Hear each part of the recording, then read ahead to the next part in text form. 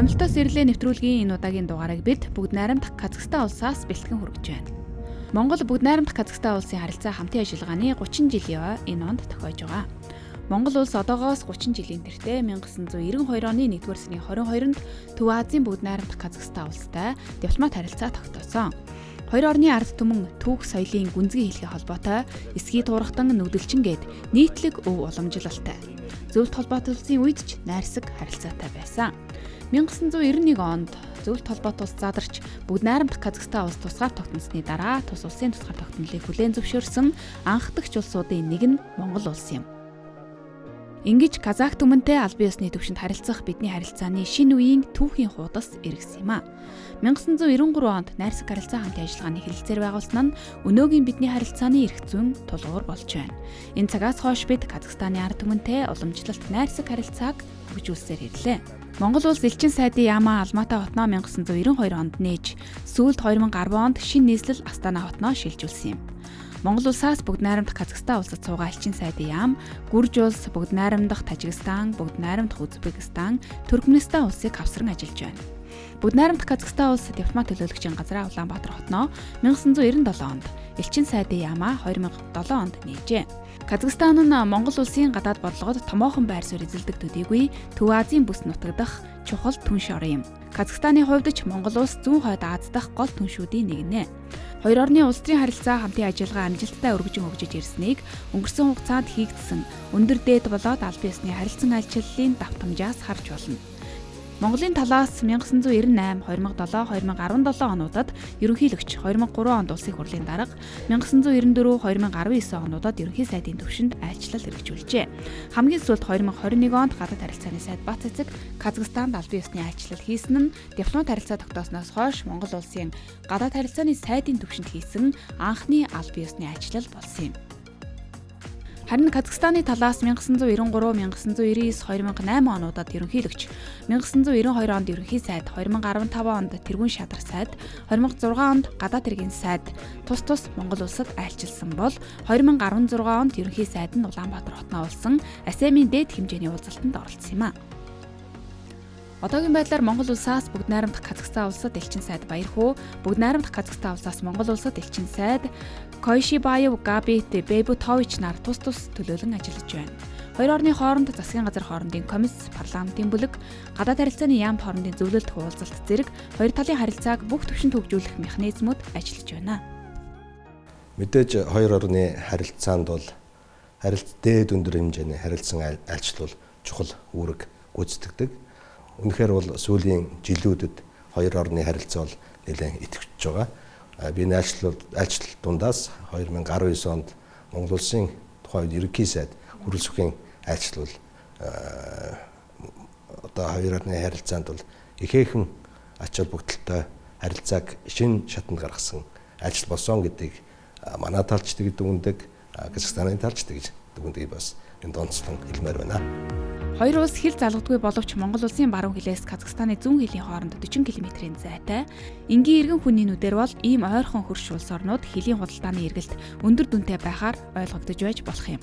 Гэвч яг газраар хилэлдэггүй 3 дахь орноор дамжин хоёр талын худалдаа хийгдэж байна. Галийн ерөнхий газрын статистик мэдээллээр 2021 оны 1-р сарын байдлаар хоёр талын нийт худалдааны эргэлт 19.4 сая Америк долларын дүнтэй байна. Үүнээс экспорт 1.4 сая, импорт 17.9 сая Америк долларын дүнтэй байгаа. Монгол улсын Казахстан руу экспортод гаргадаг гол бүтээгдэхүүн нь адууны мах, хевс, хевсэн цэр.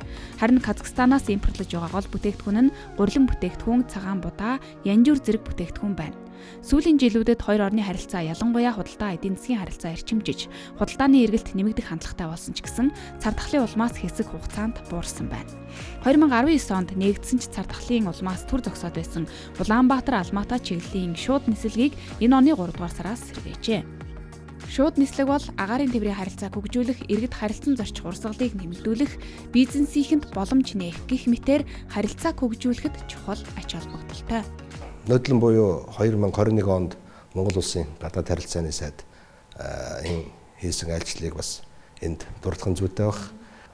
Манай Монголын Хүннү Эйр компани, Казахстаны Скат гэдэг авиа компанитай одоо шууд нислэг үлдэх асуудлаар бол зам жижиг үйлдсэн, зам жижиг байгуулсан. Мөн Казахстаны компани ч гэсэн бас ойрын үед одоо шууд нислэгээ нээхээр ингээд төлөвлөд ажиллаж байна. 2019 онд тухайн үеийн Монгол Улсын ерөнхий сайд Хүрэл Сүхийн Казахстанд хийсэн албан ёсны айлчлал Монгол-Казахстаны харилцааг шин шатанд гаргасан гэж хоёр тал дүгнэдэг. Энэ айлчлалаар хөдөө аж ахуйн салбарт хамтын ажиллагааг эрчимжүүлэх, Казахстанд махан бүтээгдэхүүн, мал аж ахуйн гаралтай бүтээгдэхүүн нийлүүлэх хэмжээг нэмэгдүүлэх, Монгол Улсын баруун бүс нутагт бог малын эрчимдсэн аж ахуйг хамтарсан болон шууд хөрөнгө оруулалттай байгуулах асуудлыг хэлсэн юм а. Түүнчлэн мал эмнэлэг хорой цэрийн салбарт болон ургамал газар тариалангийн хүрээлэн хооронд хамтран ажиллах тухай харилцан ойлголцлын санамж бичиг байгуулжээ. Энэ нь Монгол Улсын махан бүтээгдэхүүнийг Казахстанд гаргах эрх зүйн үндсийг бүрдүүлж өгчээ. Үүний зэрэгцээ ганд тэсвэртэй үр тарианы сортуудыг нутагшуулах, судлах, далайд гарцгүй Аз Европ ТВ-г холбосон газар зүйн байршлаа ашиглан дамжин өнгөрөх тээврийн үр ашгийг хүртэх зэрэг чиглэлээр хамтран ажиллахаар хэлсэн юм а. Ер нь хоёр орны хооронд худалдаа эдийн засгийн харилцаа хамтын ажиллагааг хөгжүүлэх, өргөн бололцоо, аж ахуйн нэгжүүдэд бизнесийн боломж, хамтран ажиллах бодит сонирхол хоёр талд байна. Одоо хоёр орны эдгээр ойрхон байгаа оршдог хэдий ч одоо хоёр орны худалдааны хэрэгэлт бол харьцангуй байгаа нь үнэн. Гэхдээ энэ бол тодорхой шалтгааны бол нэлээд олон шалтгаан байдаг.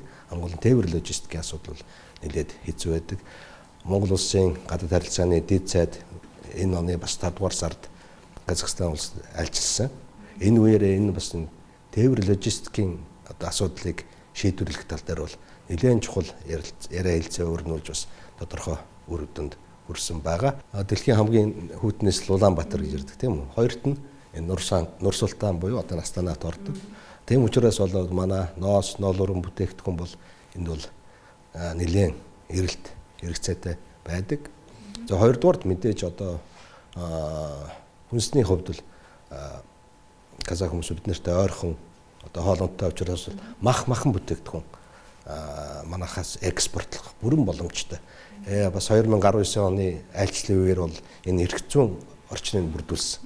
Казахстан улс харьцангуй хямд шатахуунтай үнэн. Гэхдээ одоо шатахууны экспортыг Казахстан улс хориглочод байна. Өөрөөр хэлбэл эдийн улс ч гэсэн тухайлбал юу гэдгийг хаврын тариалт, намрын ургац хураалтын үед ч гэсэн одоо түл шатахуун бол бас нэлээд хомсддог, зохицуулт хийдэг. Одоогоор бол тодорхой хугацаагүйгээр Казахстан улсаас түл шатахуун гадагшаа одоо экспортлохыг хориглосон байна. Казахстаны талаас Монголд тодорхой хэмжээний хөрөнгө оруулалт хийдэг. 1990 оноос хойш нийт хөрөнгө оруулалтын хэмжээ 2019 оны байдлаар 25 сая Америк доллар байна. Нийт хөрөнгө оруулалтын 44.7% нь банк санхүүгийн салбарт, 37.6% нь худалдаа нийтийн хоолны салбарт, 8.8% нь геолог, уул уурхай, эрэл хайгуул, олборлолтын салбарт, 2.8% нь хүнсний бүтээгдэхүүн үйлдвэрлэлийн салбарт тус ногдож байна. Казахстан улсад бол мэдээллийн технологийн компаниуд үйл ажиллагаа явуулах бас нэлээд таатай орчин байдаг. Тийм учраас манай одоо мэдээллийн технологийн IT-ийн компаниуд бол энд үйл ажиллагаа явуулахад бол нэлээд болцоотой гэж харж байна. Мэдээж уламжлал бид түрүүн ярьсан махан бүтээгдэхүүн, хэвсэн цэр, ноос ноолуур гэдэг ийм зах зээл байна. Дээрээс нь аялал жуулчлал бас байж болно. Та бүхэн анзаарсан бах Нур Султан хотод бол Астана хотод бол түгжрэл байдгүй. Агарын бохирдол бас байдгүй. Ийм давуу талтай. Хот төлөлт бол маш зөв хийгдсэн. Өөрөөр хэлбэл одоо бүх яамдууд гэх чинь нэг юм төвлөрсөн байшинд нэг орцол нэг яам. Мэдээж Батлаган малах яам, гадаад харилцааны яам, сангийн яам бид нар бол тусдаа. Бусдын яамдууд бол нэг том байшинд нэг орц. Одоо юу гэдэг боловсролын яам нэг орц гэдэг ч юм уу. Иймэрхүү бас их зөв төлөлттэй байдаг л да. Нийтийн тээвэр бас их сайн хөгжснээ та бүхэн бас анзаарсан баг.